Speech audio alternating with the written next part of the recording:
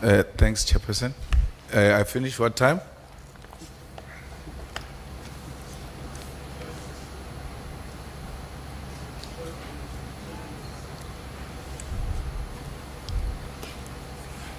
I didn't hear. Okay. 12:18. 12? 18. 1-8. Yeah, Okay. 10 minutes. Thanks. Mr. O'Sullivan, I asked you about your qualifications and you said you're not prepared to discuss them, and I told you that you had already told us that you were electronic engineer. Me and you had a bit of a difference, and the chair came in to remind you that you said you've got an electronic engineer from some institution in the UK. You remember that? Mm-hmm. Yes. You don't have electronic engineering. You're not an engineer. Chairman, that's not the case. I was registered as an engineer, and if you even go to, you're obviously referring to the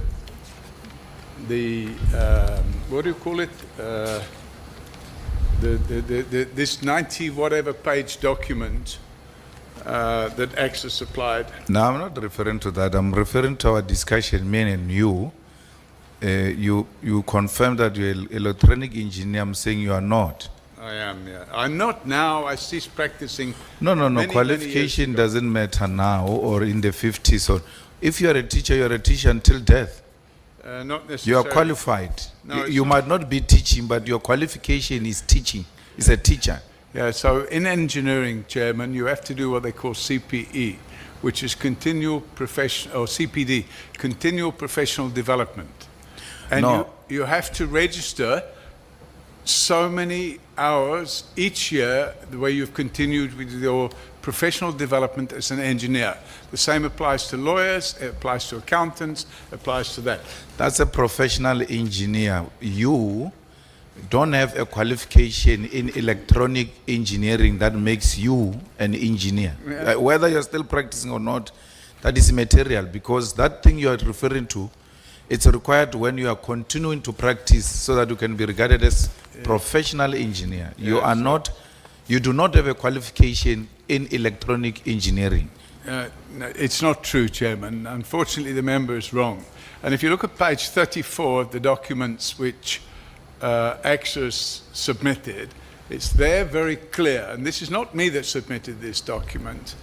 The Association of Supervisory and Executive Engineers, I was a member from the first day of March 1979. It's on page 34. There's another one.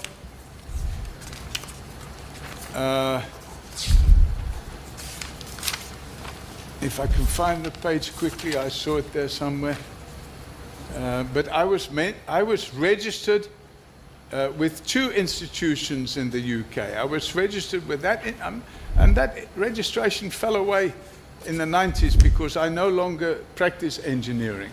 My guy, Mr. O'Sullivan, I'm saying there is a difference between having a qualification on electronics, Yeah. which makes you a technician, and a qualification in electronic engineering.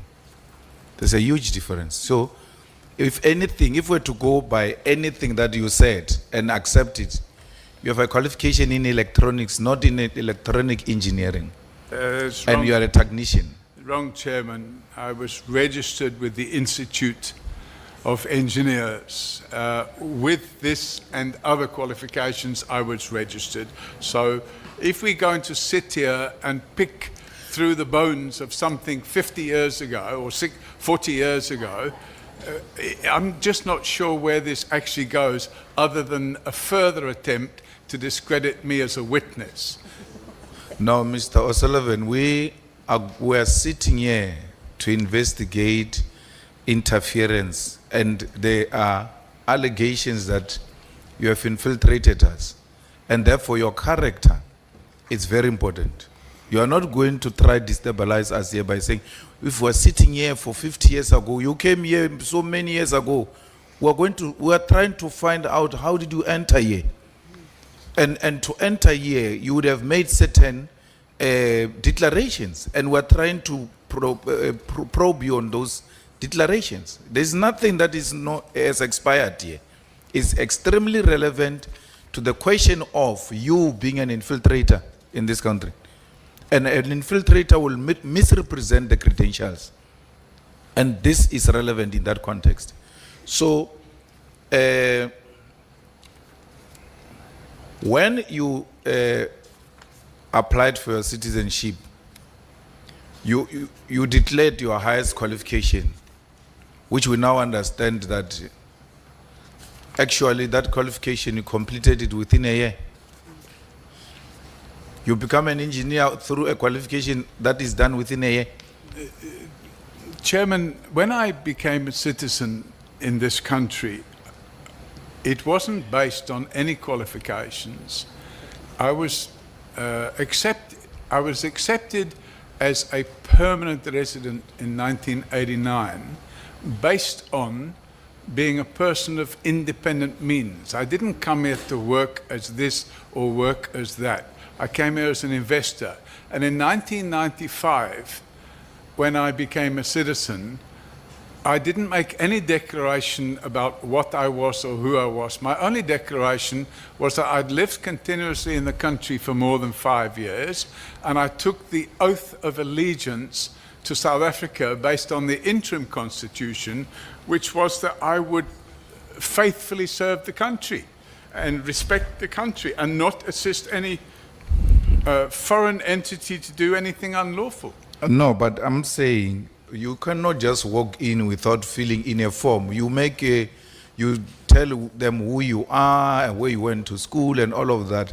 But the reality is that, in fact, you were employed by Chubb Security as sales engineer when you came into the country. No, that's not correct, Chairman. I later contracted with Chubb Security whilst I was still involved in my property developments.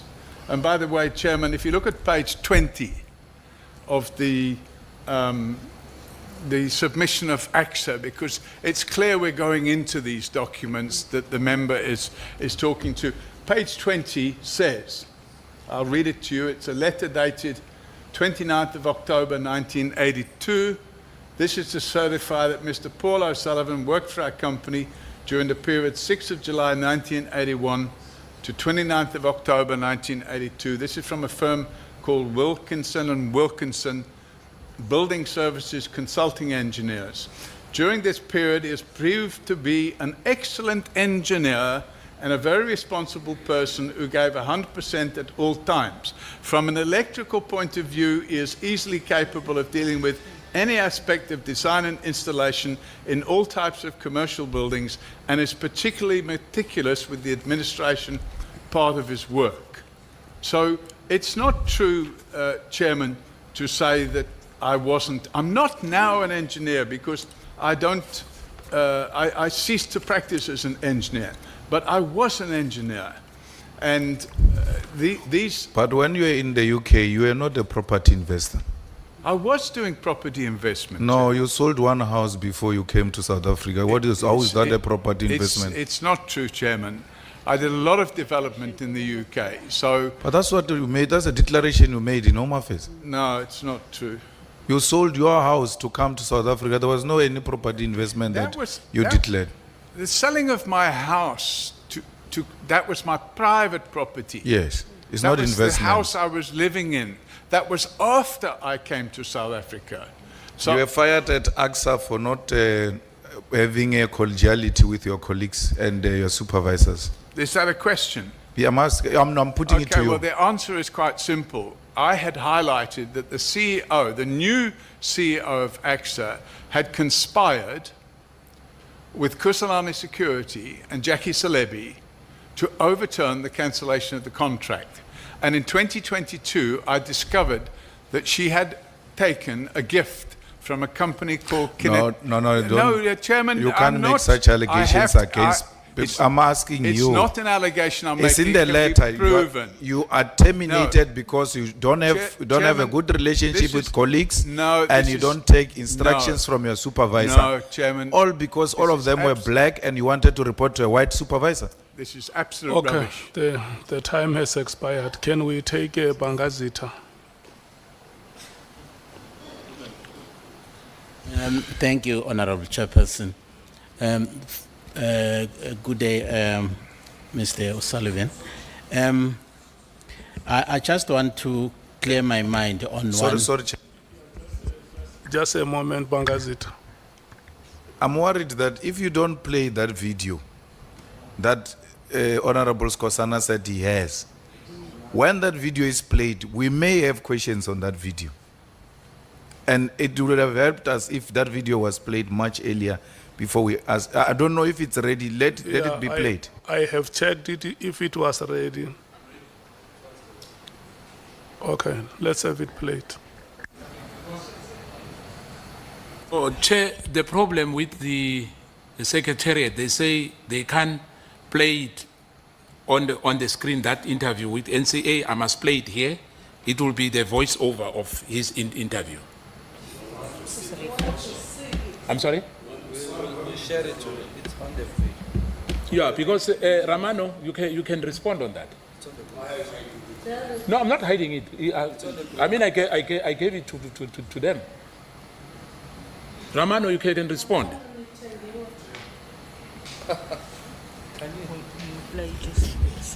Chair, I think the issue is the venue that we are using. I spoke to the technician so that we could play the video. They only brought us the speaker there. So I followed up with them and they said, no, we should be playing it from the phone against the microphone. No, Chair, that's unacceptable. We've been playing videos here. We've been playing videos here. This video must be played. What is this thing that we get to be told by technicians they can't play a video? And they are bringing us a Kumba fire. And then they bring a speaker or must Can't use listen a Kumba fire. through a speaker. We've been playing videos here. It must be played. Chair, Can we play the please, let's play the video. Chair, please Can we let them play the play the video? video, please.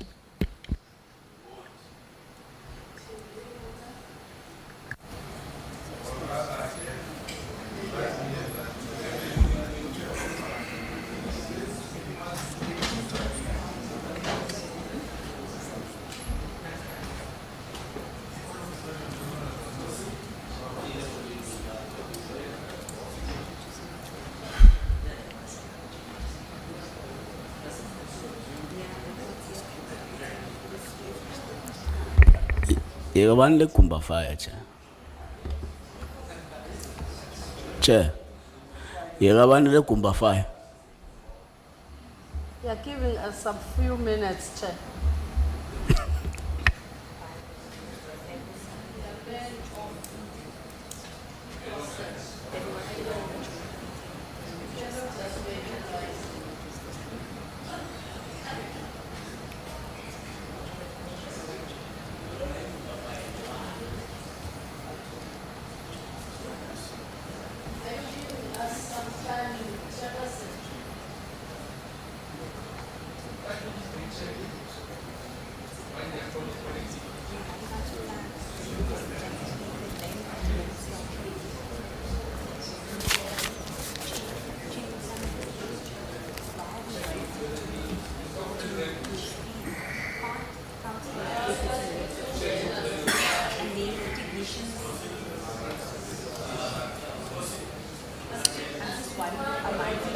Yeah, I'm going to Bangazita, I'm going to allow you to need go to- ahead I when need we, to go in 35 minutes to go to the yeah, airport. so that we,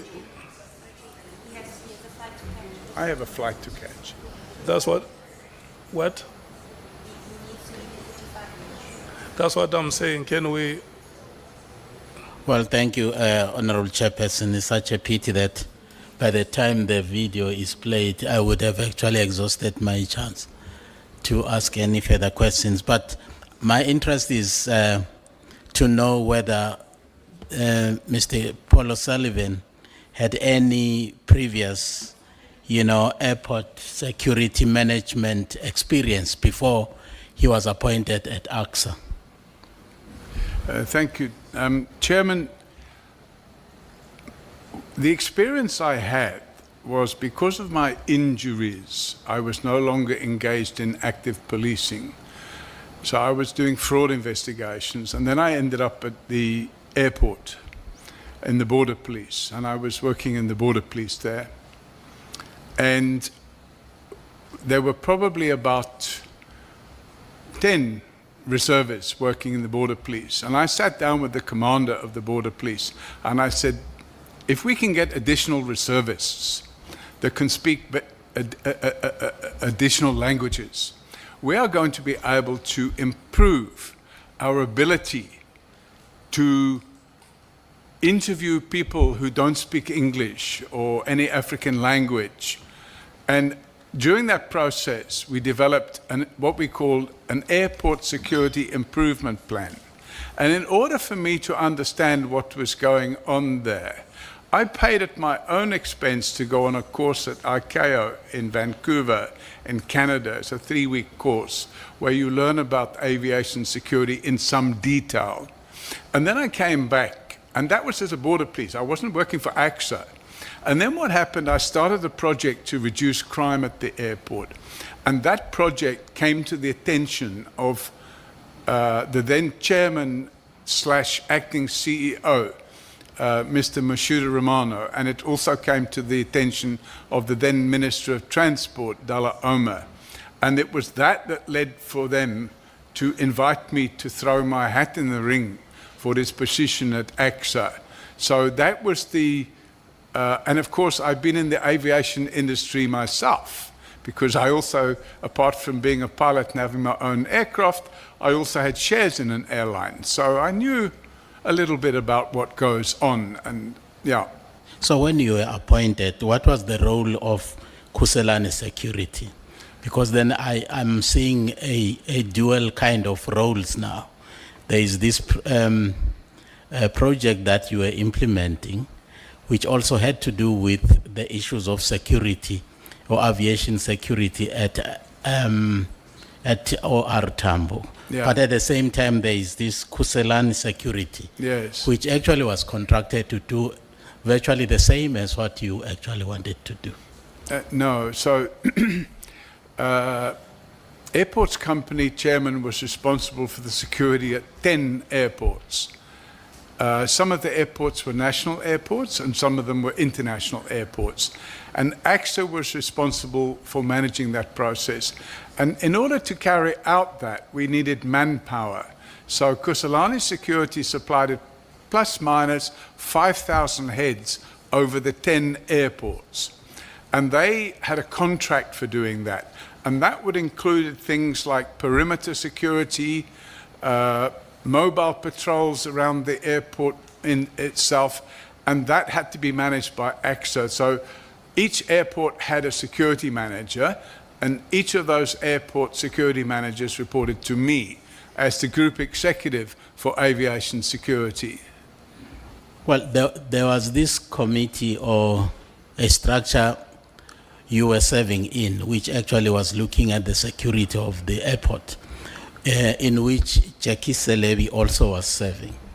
And some people there actually were not quite happy with you. And you are saying that in your statement, that Jackie Selebi started a campaign to have you actually have your contract terminated because he suspected you of being a spy. Is that correct? No, Chairman.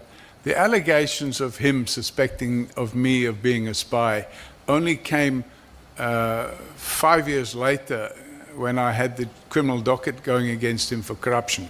At the time, Jackie Selebi did not sit on any committee, which I was involved in. He went behind the doors, the closed doors, and had the rules changed of the committee, that everybody sitting on the committee should have security clearance. And his motivation for that wasn't because he thought I was a spy. it was because he was friends with Kusalani Security and I had cancelled their contract, and they still had another 300 million. If the contract had run its term, they would have made another 300 million. So was it not the case of you retaliating to what you actually allege to have actually been done by Jackie Selebi to get your contract terminated, that you also then initiated investigation against him, which actually came first? Was it you investigating him Chairman, first before he then, started this campaign to have you actually your contract terminated? Chairman, I opened a docket against Jackie Selebi whilst I was still working at AXA.